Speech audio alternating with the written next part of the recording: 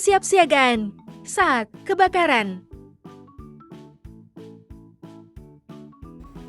Assalamualaikum warahmatullahi wabarakatuh. Halo, perkenalkan nama saya Iva Rizky Salah-Salah Iva Budi. Di video ini saya akan menjelaskan sedikit tentang apa itu bencana kebakaran. Sekilas info, bencana kebakaran dapat terjadi kapan saja dan di mana saja, karena penyebabnya bisa apa saja tanpa kita duga. Kebakaran rumah dapat terjadi sewaktu-waktu meskipun sudah sangat berhati-hati dalam menggunakan peralatan dan perangkat yang menghasilkan api di dalam rumah. Bukan berarti masyarakat sudah aman dari peristiwa kebakaran itu ya. Klasifikasi kebakaran ada 4, yaitu yang pertama kelas A. Apa itu kebakaran kelas A? Kebakaran kelas A yaitu terjadi pada benda padat kecuali logam dengan meninggalkan sisa-sisa seperti abu dan arang setelah kebakaran. Contohnya, kebakaran yang mengandung karbon seperti kertas, plastik, kayu, tekstil, serta bahan lainnya seperti busa dan karet. Alat pemadam yang tepat untuk jenis kebakaran ini adalah air, pasir atau tanah, karung goni, apar, dry chemical, dan apar foam. Yang kedua, kelas B. Apa itu kebakaran kelas B? Kebakaran kelas B terjadi pada benda cair, gas atau uap yang mudah terbakar. Contohnya, kebakaran yang mengandung hidrokarbon yang berasal dari produk minyak bumi dan turunannya, seperti bensin, minyak, alkohol, aspal, dan gas LPG.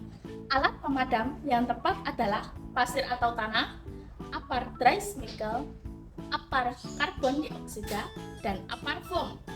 Ingat ya, karena bahan cair dan gas yang mudah meledak itu tidak boleh menggunakan air, karena cairan yang terbakar akan terbawa aliran air dan menyebar.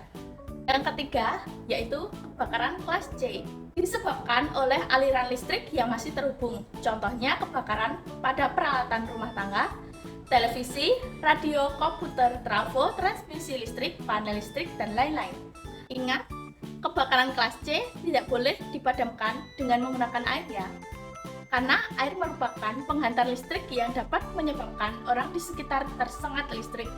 Jenis pemadam yang tepat adalah apar karbon dioksida dan serbuk kimia atau dry powder. Nomor 4, kelas D. Kelas D merupakan kebakaran yang disebabkan oleh logam yang mudah terbakar seperti sodium, aluminium, magnesium, potasium, kalsium, zinc, dan lain-lain. Untuk mengatasi kelas kebakaran yang satu ini memang tidak bisa menggunakan apar sembarangan ya. Sebaiknya kamu menggunakan apar sodium chloride, dry powder.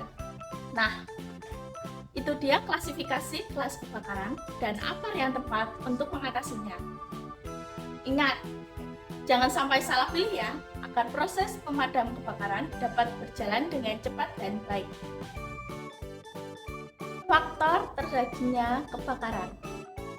Yang pertama, kelalaian manusia.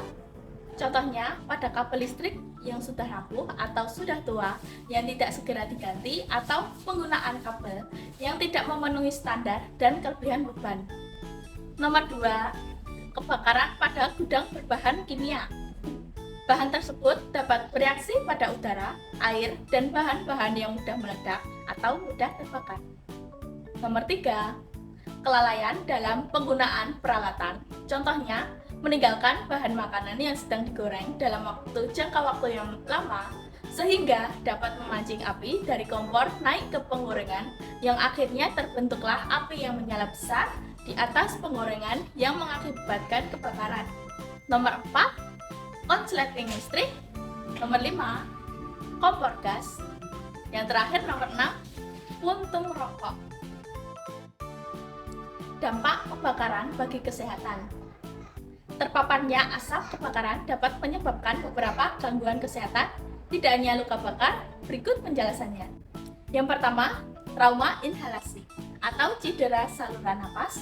Kondisi tersebut yang terjadi ketika seseorang menghirup asap, dan gejala awal dari trauma inhalasi meliputi suara serak, dahak yang mengandung arang hitam, dan kerusakan pada bulu hidung dan alis akibat kebakaran. Nomor 2, iritasi mata atau konjungtivitis. Terjadi ketika seliput lendir pada mata atau konjungtiva mengalami peradangan, sehingga mata menjadi merah dan terasa perih, pengeluaran air mata secara terus-menerus. Gejala lain dari konjungtivitis yaitu sering mengeluarkan kotoran atau belek dari mata, serta mata yang terasa perih dan berair. Yang ketiga, kanker paru-paru. Kanker paru-paru memiliki gejala yaitu batuk yang berangsur terus-menerus, batuk berdarah, sesak napas, asma, kelelahan yang berlebihan, dan nyeri di seluruh tubuh. Ketika gejala-gejala ini berkembang, dapat mengalami penurunan berat badan serta perubahan warna kulit dan mata menjadi kuning. Nomor 4, serangan asma. Jika Anda memiliki riwayat keluarga dengan asma, maka ketika berada dalam kebakaran dapat memicu serangan asma karena partikel yang terkandung dalam asap kebakaran sangat mengiritasi saluran nafas. Serangan asma ditandai dengan sesak napas yang terjadi secara tiba-tiba dan dapat terdengar bunyi ketika bernafas. Nomor 5, penyakit jantung.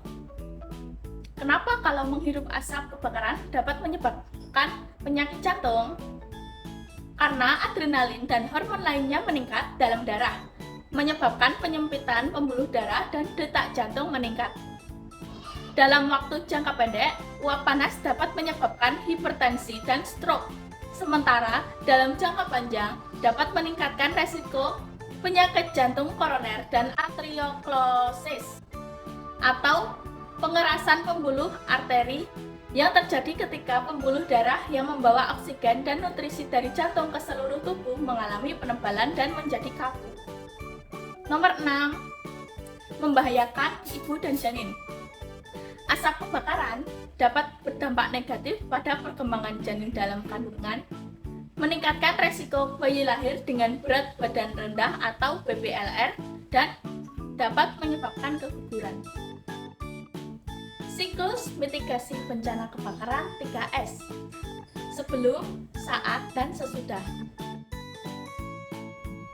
Hal-hal yang harus dilakukan sebelum terjadinya kebakaran yaitu nomor 1, membuat rencana atau upaya penyelamatan dan komunikasi bagi keluarga untuk menghadapi risiko terjadinya bencana kebakaran tersebut. Nomor 2, buatlah strategi jalur evakuasi di rumah, sekolah, kantor, dan bangunan lainnya apabila terjadi kebakaran secara tiba-tiba. Nomor 3, hindarkan peralatan dan bahan yang mudah terbakar dari jangkauan anak-anak. 4, periksa kondisi tungku masak seperti kompor minyak atau kompor gas, selang, tabung, dan lain-lain. Segera ganti apabila ada bahan atau alat yang rapuh atau bocor. Nomor 5, perhatikan instalasi listrik. Periksa secara berkala instalasi listrik di rumah Anda ya. Apabila terdapat kabel, sambungan, atau stop kontak yang rusak, segera perbaiki atau ganti dengan yang baru. Nomor 6, simpan barang-barang yang mudah terbakar dengan hati-hati. Nomor 7, pada saat lampu mati, jangan letakkan lilin di dekat bahan yang mudah terbakar seperti kasur, kain, kayu, dan lain-lain. Nomor 8, hindari penggunaan peralatan listrik yang melebihi beban kapasitas meter listrik.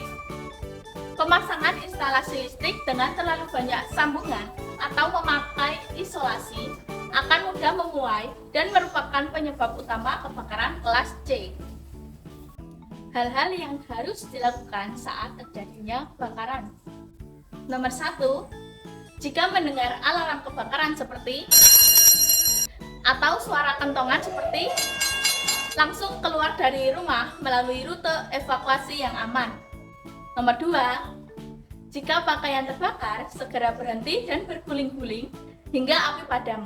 Lalu, jangan lupa melindungi saluran pernapasan karena asap bisa sangat berbahaya.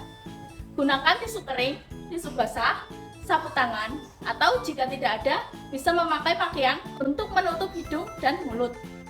Nomor 3, yang terpenting prioritaskan keselamatan Anda sendiri sebelum membantu orang lain yang terjebak dalam kebakaran. Nomor 4, jika api tidak dapat dipadamkan, segera hubungi pemadam kebakaran yang terdekat melalui nomor 113. Ingat, Jangan menunda-nunda untuk menghubungi mereka sampai api berkembang menjadi lebih besar ya. Semakin cepat Anda menghubungi tim pemadam, semakin mudah mereka bisa memadamkan api. Hal-hal yang harus dilakukan sesudah terjadinya kebakaran. Yang pertama, setelah api padam, hindari langsung memasuki bangunan. Periksa dahulu kekuatan struktur bangunan akibat kebakaran. Yang kedua, sebelum memilah barang-barang yang akan dibuang, catat dulu barang-barang dan dokumen penting yang ada di dalam rumah Anda ya. Nomor 3, gunakan masker dan sarung tangan saat membersihkan sisa abu dan puing-puing agar terhindar dari debu yang dapat berbahaya bagi kesehatan.